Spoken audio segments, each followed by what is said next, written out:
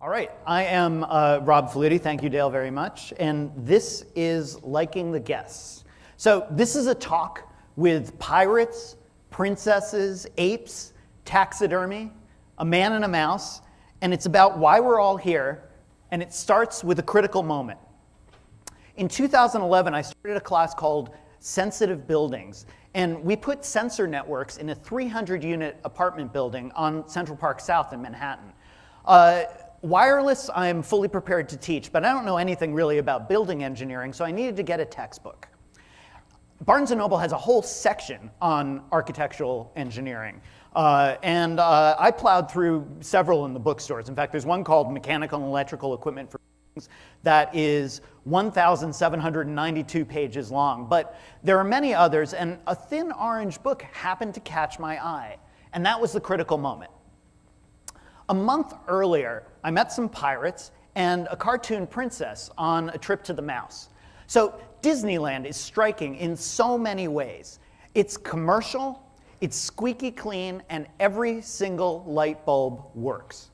No matter what your age is or your outlook, the experience is totally comprehensive and coherent. Sure, there's crowds and lines, and the food is maybe modest at best, but people are having fun and they're happy. The orange book was called Designing Disney, and it's by a guy named John HENCH about creating Disneyland. Chapters included color, characters, story, but I opened first to a section that was titled Liking the Guests. Liking is a design principle? Well, I know about white space and symmetry and composition, but what about liking?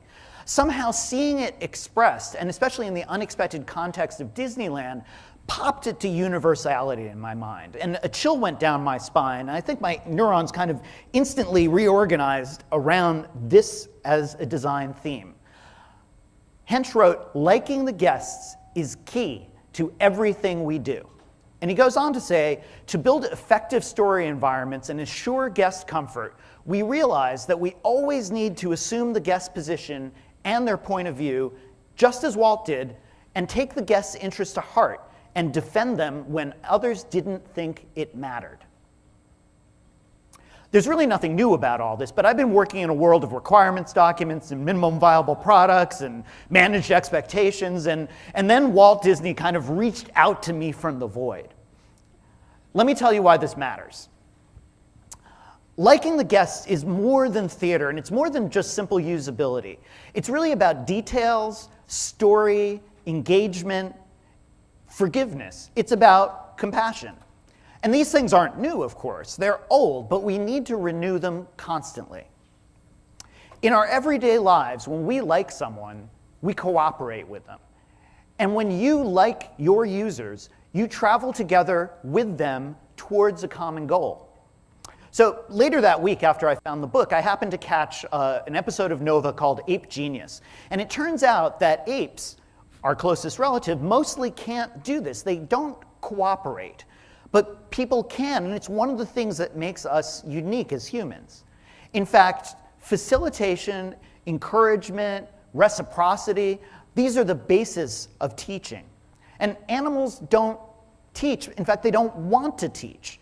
Humans do. The cooperation, the teaching, it turns us on. So liking the guests is fun, but it also really feels good to us. When we like the guests, we give them experiences that are sensual and complete, and we pave the cow paths. And we give details, maybe a little texture on a knob or a notch that helps you open the airline peanuts, an extra screenshot in the instructions. We test things and we fix them and we engage. And engaging is actually, I always tell my students, pretty easy. I've got a list here that's compiled from student suggestions, and it's like a toolbox for luring humans in. Doing any of these things will be a way to connect with another human being through your product or your project. In fact, it's even simpler than that. John Hench said, Disney aimed to enrich people's lives with experiences that would stimulate their imagination. This means it's not all about control. It's also about leaving room for the guests. Another key concept, leaving them room. So There's a whole spectrum, really, of ways to like the guests. And I'll start on one side, which is IKEA. They think of everything. IKEA works by totally getting into your head. You have children, they have childcare. You need extra parts, they have extra parts. You're confused, there's a helpline. They have twine ready, they have credit available, there's parking, whatever it takes. All the barriers are removed. And IKEA is compassionate and complete, but of course it's with a very clear business purpose. Or, on the other end of the spectrum, here's Jill Hafila's Circadian Squirrel, a project she did at the ITP program in New York. This is a taxidermied squirrel that slowly removes its head and replaces it to mark the passage of time, which is weird. And it opens questions. Where did it come from? Why did she make it? What does it mean? It totally stimulates the imagination. And it's impossible, I think, to look at Circadian Squirrel and not sense that you're communicating with someone who wants to entangle your imagination. It's a totally different way of liking the guests. Here's a couple other examples that I think are closer in from the extremes. There's an initiative at Google called Data Liberation, and it aims to ensure that you can always download all your information so it's not trapped up there in the cloud. Now, the Goog loves data, and I suppose they feel that if you love something, maybe you could set it free. But on one level, this runs totally counter to their business. Yet on another, it's all about embracing the users.